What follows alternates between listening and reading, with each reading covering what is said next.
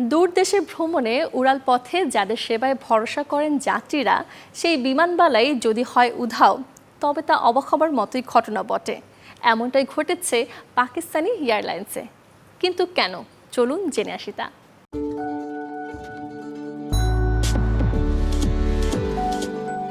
বেশ কমাস আগে পাকিস্তান ইন্টারন্যাশনাল এয়ারলাইন্সের একজন সুন্দরী কেবিন ক্রু হঠাৎ করেই হারিয়ে যায়। ভুল করে কোনো রাস্তা হারিয়ে যাওয়া নয়, স্বেচ্ছায় হারিয়ে গিয়ে রেখে গেছেন এক চিরকুট। কানাডায় গিয়ে এমন কাণ্ড ঘটিয়েছেন মারিয়াম নামের একজন কেবিন ক্রু। পিআইএতে চাকরি করতেন তিনি। চলতি বছরের ২৬ ফেব্রুয়ারি পাকিস্তান ইন্টারন্যাশনাল এয়ারলাইন্সের কানাডাগামী একটি ফ্লাইটে ডিউটি করছিলেন তিনি।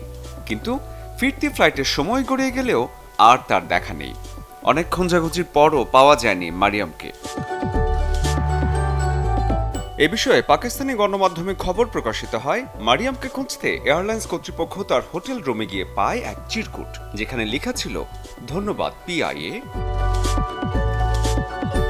চমৎকার এক জার্নির পর যাত্রীদের এমন ধন্যবাদ বার্তা বিমান কর্তৃপক্ষ প্রায় পেলেও কেবিন ক্রুর এমন ধন্যবাদের কারণ খুঁজতে গিয়ে জানা যায়, পিআইএতে এমন কাণ্ড আরও ঘটেছে। গত জানুয়ারিতে কানাডাতে পিআইএর ফ্লাইট অ্যাটেন্ডেন্ট ফাইজা মুক্তাও এভাবেই হারিয়ে যান।